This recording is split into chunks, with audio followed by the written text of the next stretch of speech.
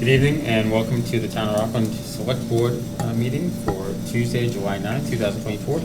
Please stand and join me for the Pledge of Allegiance. Vice Chair Needham, please start us off. Pledge allegiance To the flag of the United States of America and to the republic for which it stands, one nation, under God, indivisible, and justice for all. Thank you. Please be advised that this open meeting is being broadcast live and recorded for playback by WRPS at youtube.com/WRPS Rockland. Please go to WRPSRockland.com for further information. First on the agenda, community announcements. Doug? Thanks, Mike. Just a reminder to the public that we are closed on Fridays through the end of August with our summer hours. That's it. Thank you. Thank you. Next on the agenda, minutes. Review the minutes of 6/18/2024. I entertain a motion to approve. Motion to approve. I have a motion. Do I have a second? Second. Motion and a second. All those in favor? It's unanimous. Thank you. Next on the agenda, under new business, Planning Department update, Town Planner Allison Quinn. Allison, coming up? Very quick. So thank you for letting me come up tonight. I just wanted to. Where it's slow, can you hear me okay? Okay. Lori, can you hear okay? Can you hear me, Lori? Okay.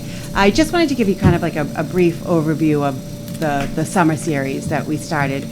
We had been out in the community during the MBTA public process, trying to figure out how people felt, and there were three themes that kind of emerged over and over.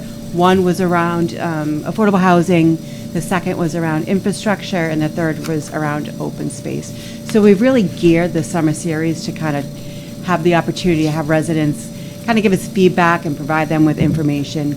A couple of Thursdays ago, we had our first one at Rockland Memorial Library, and that one was really focused on infrastructure. And Chuck Hession, the chair of the Board of Sewer Commissioners, came to help support me and kind of give the participants an overview of what's going on with the current conditions of the sewer system and how we've gotten there. You know, as a planner, I'm trying to kind of take a step back and look at some of these things like infrastructure. There's like a kind of like a nexus of planning, and infrastructure is involved in that. You know, has a significant impact on the environment, and I've been following along with what's going on down in Cape Cod. I don't know if folks are familiar with that, but they're actually looking at a regional wastewater facility to deal with the impacts that over-reliance on private septic has had on their environment. And so it's been pretty interesting. You know, I'm not saying that that's something we should do. It's just interesting to following along in that planning exercise with the Cape Cod Commission. We're working on affordable housing. That will be another topic of conversation in the summer series. You know, a lot of misinformation often exists around affordable housing. So I really want to help residents understand and appreciate why getting to that 10% subsidized housing inventory goal is a priority. No one likes 40B projects. There's a lot of bad information about, you know, what the town can and can't do when those projects pop up. And so I want to help kind of have stronger facts out in the world as to what happens with affordable housing. And we're also talking about open space. That was another topic. That open space plan will expire in 2025, so it's another topic that we want to engage with residents and kind of tee that up for when we're ready to go working on the next plan. I also submitted a plan for kind of like emerging industries for Rockland to look at what types of new economic anchors and economic opportunities are out there. Does it make space? And it's kind of linked me up with Hingham. We're collaborating with them on an economic feasibility study that they're doing. And so that's really the big three topics that we'll be working on. We did get some feedback that folks were kind of concerned about the 1 o'clock start time during the summer, so we'll be changing it. We're going to continue these. We want to work on some more in the fall, and those will shift to night so that more people can participate. People can come now with their kids. You know, we have like little activities. We've got some crayons and coloring books. We often bring snacks. Sometimes they're gone, but that's my problem. But my door is always open. If people have questions or concerns, we want them to communicate. We want them to email, to call.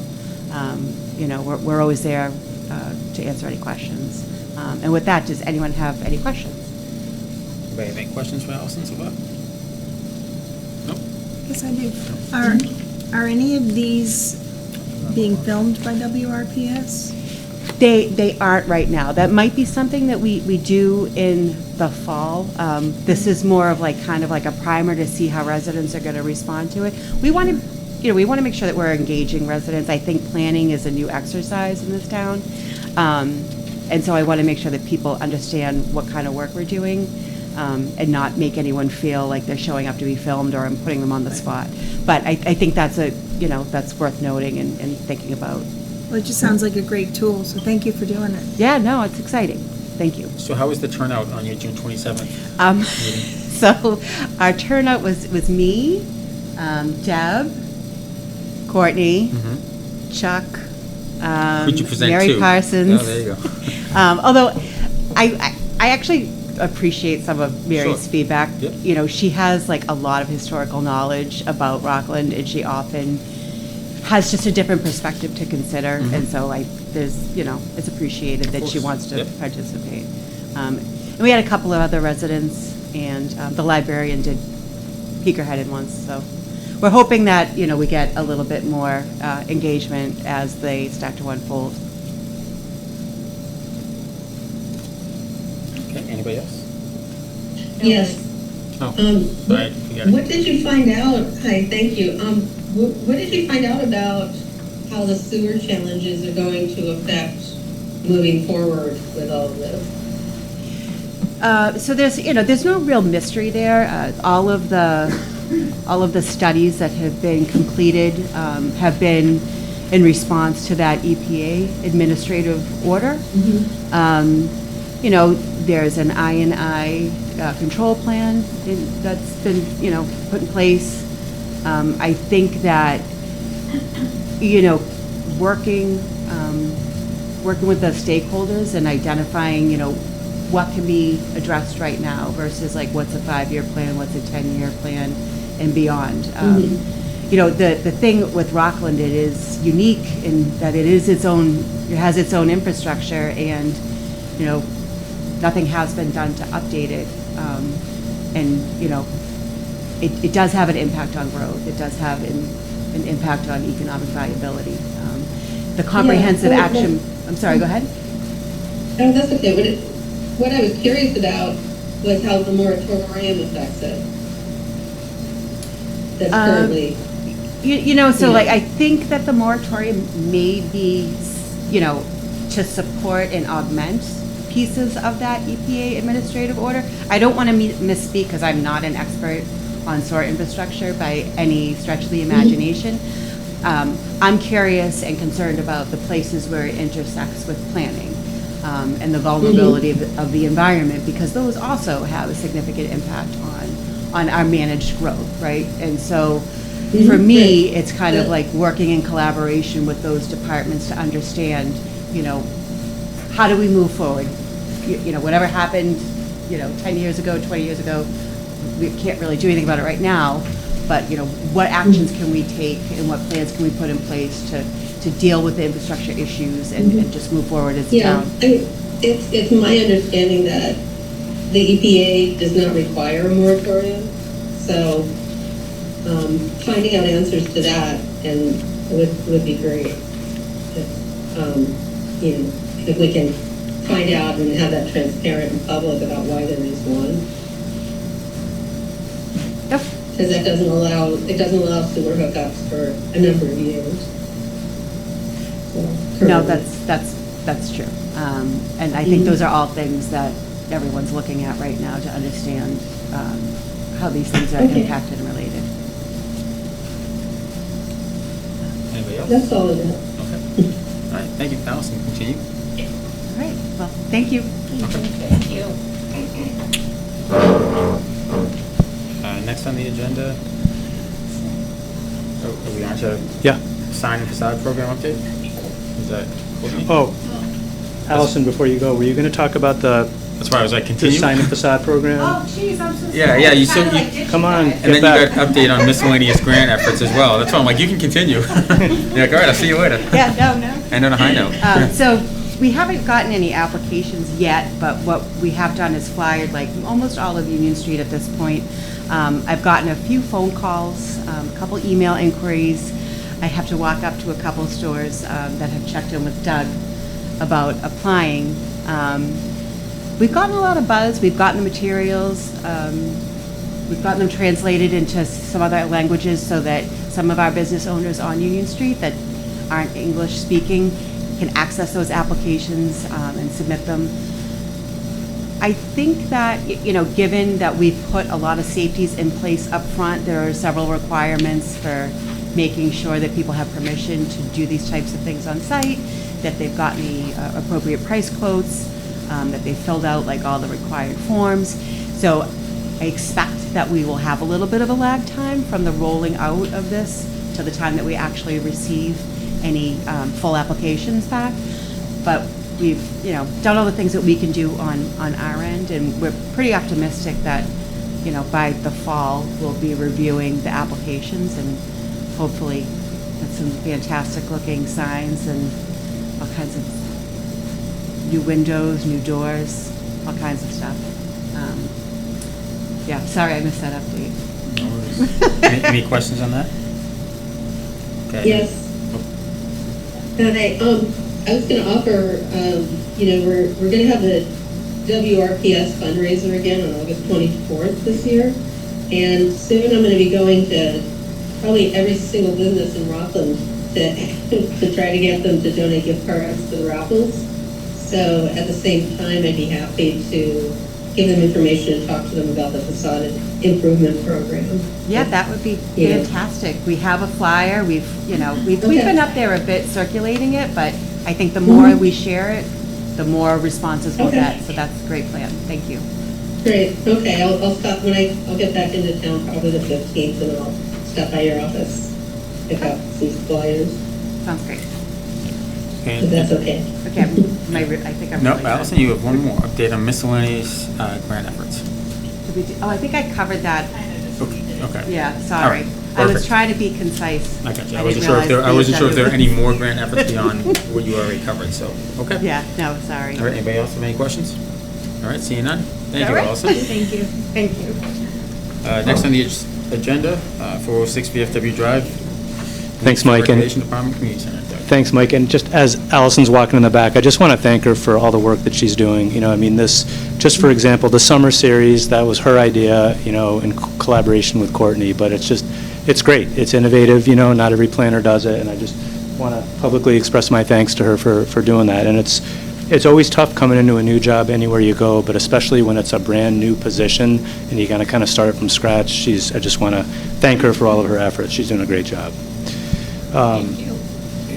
So yeah, next, moving on to the 406 VFW Drive, the board knows everything I'm going to say because we've been meeting in executive session for the past few months, but I wanted to take this opportunity really just to inform the public formally so they kind of hear accurate information from us before they might hear something second or third hand from other people.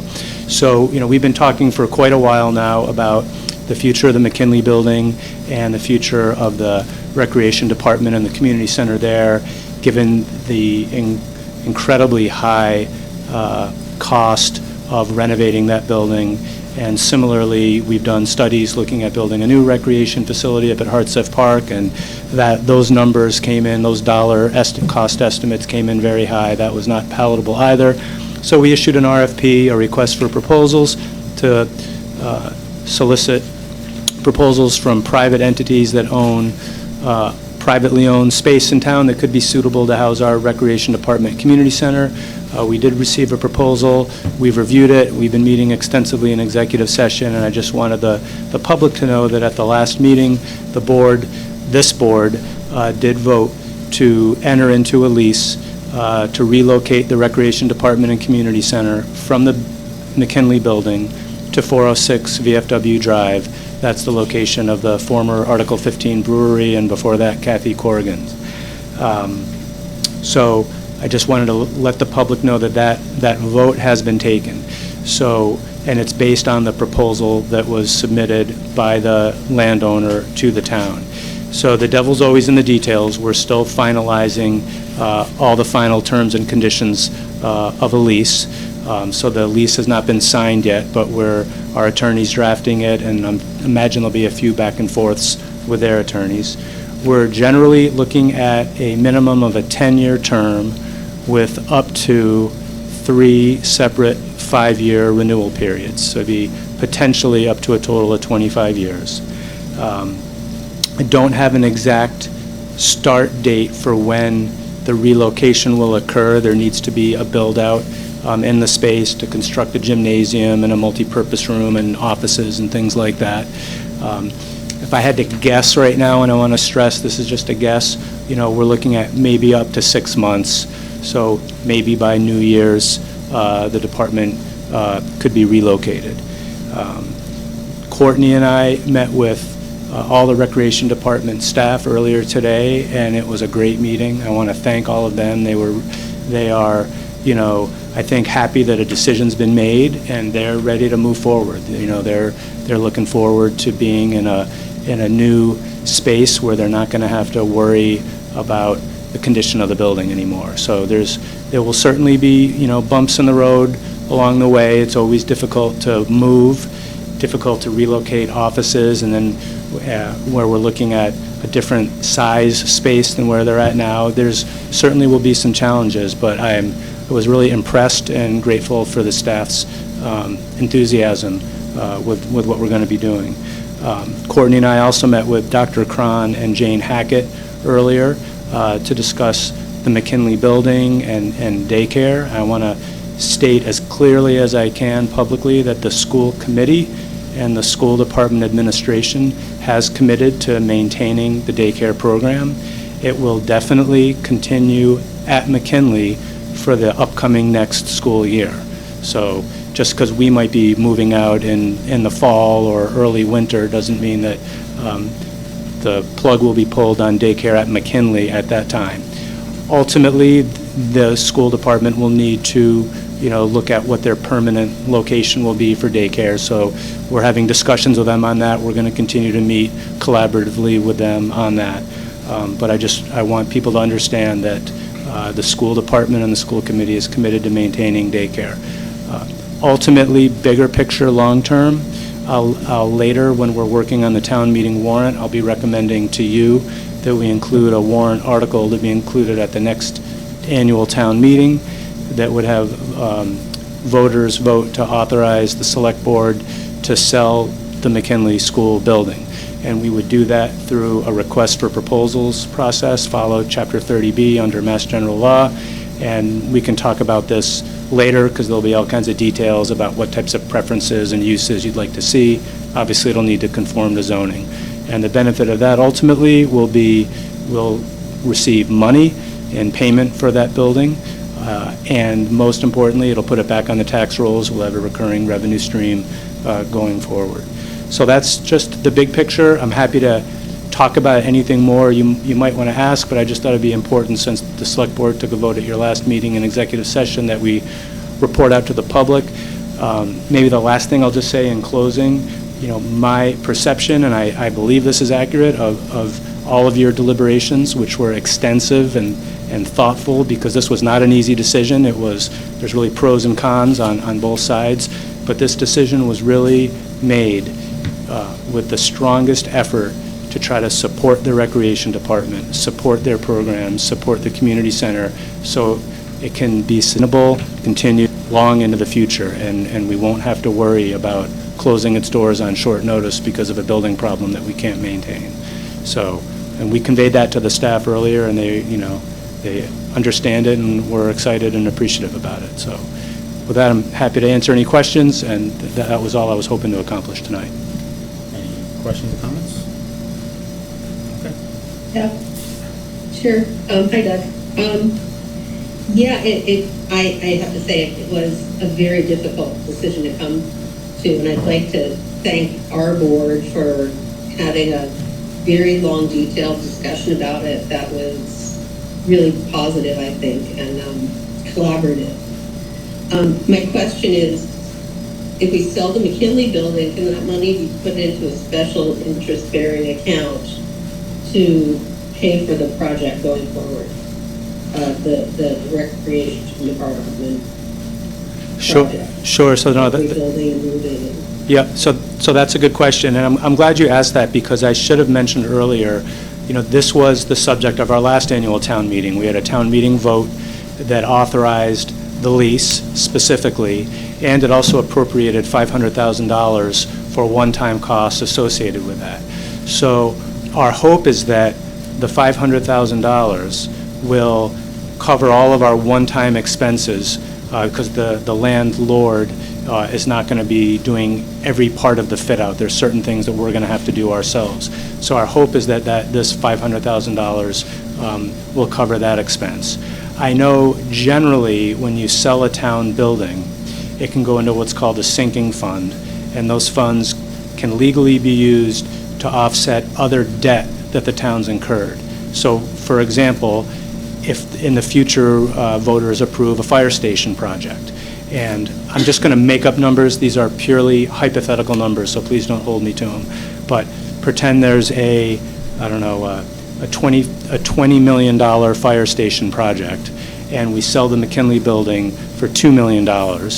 We can have that $2 million offset that $20 million debt, so the taxpayers will only have to fund $18 million of debt.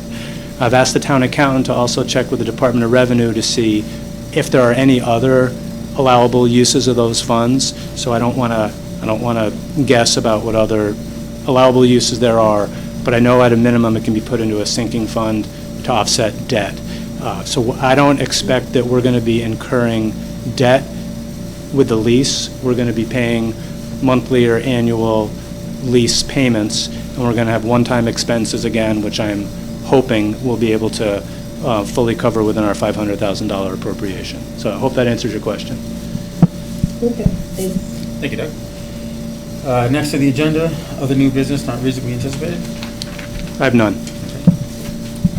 Next on the agenda, old business, appointments. So like Doug said in the very beginning, he asked everybody that was a reappointment, or advised everyone that's a reappointment, that they didn't have to show up. So I am going to just take this slightly out of order, just because I see Jim O'Neill is in the back over there, and he's applying for a position on the Council on Aging Board. Mr. O'Neill, you want to come up to the chair and introduce yourself? Not to me, I've known you forever, but...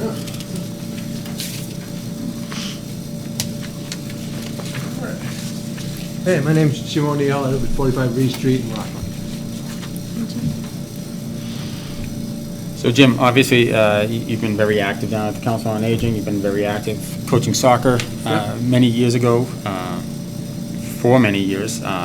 What do you feel your experience will bring to the Council on Aging Board? I don't know, bring a younger approach maybe to it. There we go, You know, good answer. Where I'm new there, I have to kind of feel my way through to see what's going to happen there. It's a pretty active place as it is. It is. It does a whole lot compared to some of the other places on the South Shore. So, it's kind of a model for a whole lot of communities. They're constantly in there, looking and learning. Mm-hmm. Anybody have any other questions for Jim? Seeing none. I just wanted to thank you for throwing your hat in to, participate on the council. It's great. So if nobody has any questions, I'll entertain a motion to appoint James O'Neill. Motion to appoint. I have a motion, do I have a second? Second. Motion and a second, all those in favor? That's unanimous. Thank you, thanks for coming out. Thank you. Okay, next we have ADA Committee reappointment, Dennis Robson. Entertain a motion to approve. Motion to approve. Motion, do I have a second? Second. Motion and a second, all those in favor? It's unanimous. Next, we have Taxation Aid Committee. We have Patricia Penny. I'll entertain a motion to approve. Motion to approve. I have a motion, do I have a second? Second. Motion and a second, all those in favor? Next, Taxation Aid Committee, Janine Oliver. I have a motion to approve. Motion to approve. I have a motion, do I have a second? Second. Motion and a second, all those in favor? That's unanimous. Next, Animal Control Officer, Inspector of Animals, Ian Davidson. Motion to approve? I have a motion, do I have a second? Second. Motion and a second, all those in favor? It's unanimous. And Rent Control Board Landlord Representative Carol Ann Primavera, reappointment. I have a motion to approve. Motion to approve. I have a motion, do I have a second? Second. Motion and a second, all those in favor? And it's unanimous. Okay, Doug, other old business not reasonably anticipated? I have none. None. Okay, so next on the agenda is the Select Board reorganization. We typically do this the first meeting of the fiscal year. As it's written in the boards, committee, and commissions book for the town, recommendation to do it for the first meeting. I'll entertain any discussion anybody wants to talk about.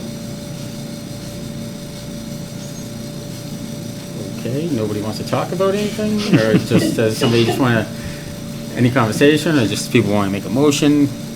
However you guys want to do this, it's up to you guys. For chairman first, we'll say. Are we doing, For chairman. yeah, so we need to reorganize for chair and vice chair, is that right? Yes. Okay. Which one would you like to do first? I just said we'll go for chairman first, so if there's any Chairman first, discussion, we okay. can talk. Okay. I'd like to make a motion to have Tiffany Needham be your chair.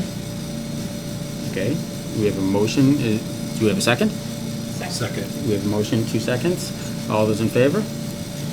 Now, Tiffany, do you want that?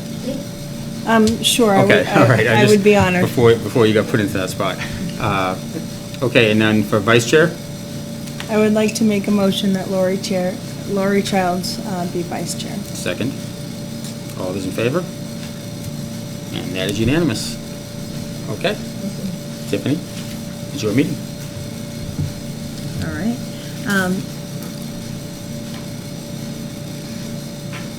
Number 7, Town Administrator's Report and Correspondence. Thanks, Tiffany. Just 2 things I wanted to mention tonight. The first is regarding marijuana dispensary host community agreements. Later this afternoon, I'm not sure if you had a chance to see it yet, I did forward you all an email that I sent to all 3 dispensaries in town. It was very interesting. I notified all dispensaries via one email note, and I did that intentionally so they all saw that I'm communicating the same information to all of them. There was a recent Superior Court decision in the matter of Haverhill STEM LLC versus the City of Haverhill, and it was challenging some of the implementation of the Cannabis Control Commission and how they've implemented their regulations with the new law as it relates to host community agreements. And the long and the short of it is this court decision confirmed what we believed all along, which was that this new law only applied prospectively to new host community agreements, and that the Cannabis Control Commission, as a matter of law, cannot retroactively apply their new rules to pre-existing host community agreements. So I notified each of the dispensaries about this court decision and summarized it, gave them the reference so they can look it up themselves if they don't want to take my word for it. And the point of that was to remind them what I've been explaining all along, which is that they have legally binding host community agreements, and at least up until the point where their license is getting renewed with the Cannabis Control Commission, and then we have to either get the host community agreements into compliance with a new document or do a waiver. Up until that point, they need to be paying their impact fees, which some of them had not been up until this point because their interpretation of the law was that as soon as the law was passed, they no longer had to do that anymore. It was invalid. So this was we've had a lot of back and forths. Well, we interpret it this way. No, we interpret it that way. But this was extremely helpful because it's a court decision that laid it all out very clearly. So I just sent that out today. I've already had a couple of interactions with a few of them. And my reason for doing this and my intent is so that we can get every dollar that's owed to the taxpayers of Rockland through these host community agreements. And I'm hopeful we're going to be bringing in more money than we otherwise would because of this court decision. Whether there's future litigation around this requirement that the Cannabis Control Commission has, where upon annual renewal with the CCC is what triggers a compliant HCA or not, there could likely be litigation saying, well, that's not really legal either, because if there's a legally binding HCA, for example, that's 5 years in duration that overlaps that annual renewal, there's another interpretation, which would be mine, that the full 5-year term of that contract should be allowed to reach its conclusion before this gets impacted. That has not been tested yet. That could be another case. Who knows? We'll see. So I wanted you and the public to know that we are working hard to get every penny that's owed to Rockland through these HCA's. And then secondly, I wanted to give a little bit more detailed update about the town hall generator project. It was brought to my attention that a few folks in the community had some questions about it, so I thought I'd give a little bit more detail. So again, we got funded at town meeting for a permanent generator to be installed here at Town Hall. We just had our kickoff meeting with the contractor earlier this week. So this is going to install a permanent 300 kilowatt diesel generator for this building, and it's important to highlight that this is going to power all the building's lights, all the heating, all the cooling, desktop computers, all our computer servers, and very importantly, our entire internet-based phone system, which covers all our town buildings, including police and fire. So there's a lot that needs to be maintained during an outage in this building. So it's critical to maintain all of our services in an outage. And this is also the location of our emergency operations center in case we had a larger event and needed to coordinate all of our resources. That would be done here. You need electricity for that. We're doing this by going out to bid per state law, the public construction law. So I just want to highlight, we don't have control over what private contractors will bid. You know, we follow the law, we put it out to bid, and we go with a low bid based on the responsible and responsive bidder. So the low bid for this project came in at $260,000. We accepted that price, and we also accepted a $51,000, what's called an ad alternate. So what you do when you have a project like ours, where you have the base amount of work that we know has to be done, that's the base bid. Then there's additional work that we want to have done, but we're not sure we're going to be able to afford it all. We do that as an alternate, so it's bid as an incremental price. If we have the funding available, we can accept it, but if we don't have enough funding available, we can reject the alternate. So in this instance, we had enough funding available to accept this alternate, and this $51,000 alternate was really important because this is going to replace all of the electrical panels throughout the entire building, and there's a number of large ones here. And that's important because these electrical panels are original to the construction of the building, and they're frankly just not safe any longer, so it really was important. So the total contract price is just shy of $312,000. It's going to take approximately 6 months to get the generator delivered from the manufacturer to the contractor, and then installation should occur shortly after that. But some of the other work that can be done by the contractor ahead of time, like replacing the panels, some of the wiring, getting the pads set up outside, they'll get started on that, much sooner, ASAP. So I just wanted to give that more detailed overview of what's happening, and just to remind the public again, if anybody ever has a question on that project or any other project, just give me a call at Town Hall. I'm always happy to speak with anyone. That's all I have. Thanks. Great, thank you. Select Board comments. Comments and opinions expressed by individual members do not necessarily reflect the views of the Select Board and are the opinions and comments of only the individual member. Let's start off with Select and Eller, please. Just stay cool out there. It's going to be really hot the next week, 10 days, so just stay cool. Great. Selectman O'Loughlin. Okay, a couple of things. Thank you, everybody that participated in the zip trip. We had a great time. We had a great turnout. Everybody seemed to have a good time, and I thought it really represented the town in a great light. And secondly, Tiffany, I wish you well.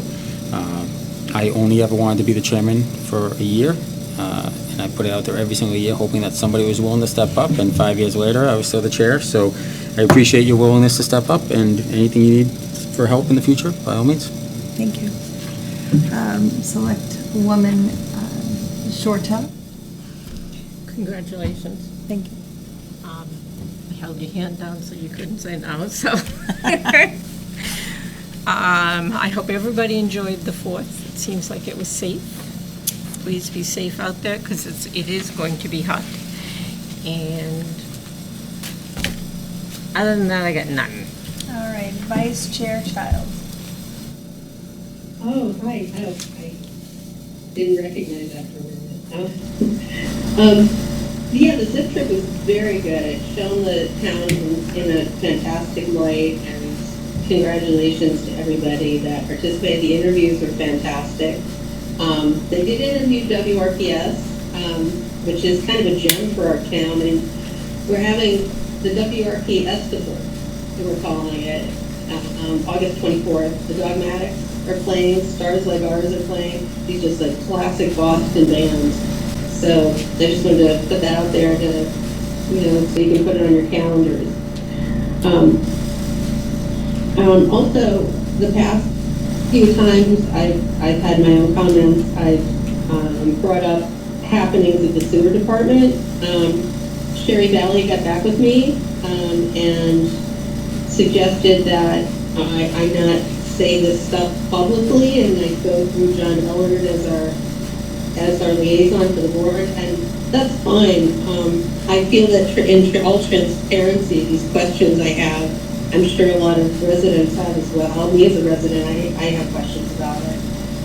She did break down what they've spent on the ARPA designation so far. Some of it was unclear to me. How much is spent for design versus actual hands-on remediation of I&I, for example. And it's a lot of money in design, so I'm wondering if they get bids for that, and if they're not spending more than necessary is one thing I wonder. But also, John, if you can find out from Chuck why this extended moratorium is going on. I mean, typically we charge remediation fees to corporations that want to build in Rockland, and that's how we free up I&I. And he doesn't want that to happen for some reason. I just don't understand it. So that's all I got for now. All right, thank you. And I would first like to thank former chair and select board member O'Laughlin for 5 years of your sharing your talent, your time, and your leadership with this board. It's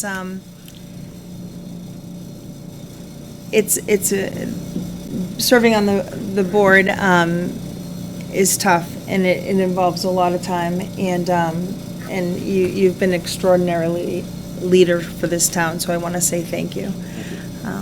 I would also like to acknowledge the Rockland Recreation and with the support of the Channing Church and our resilient youth of the town. Yesterday was the beginning of the Rockland races.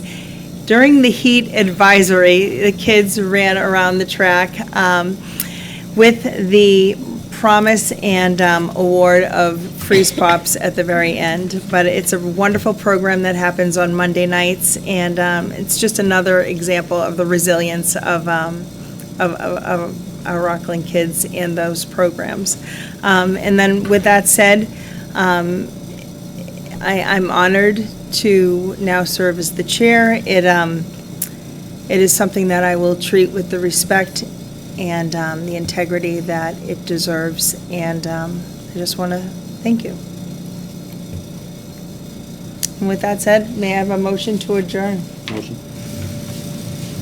Second? Second. Roll call vote. Selectman Ellard? Yes. Selectman Chorl? Yes. Selectman O'Laughlin? Yes. Vice Chair Child? Yes. That's a yes for me. All right, good night, everybody.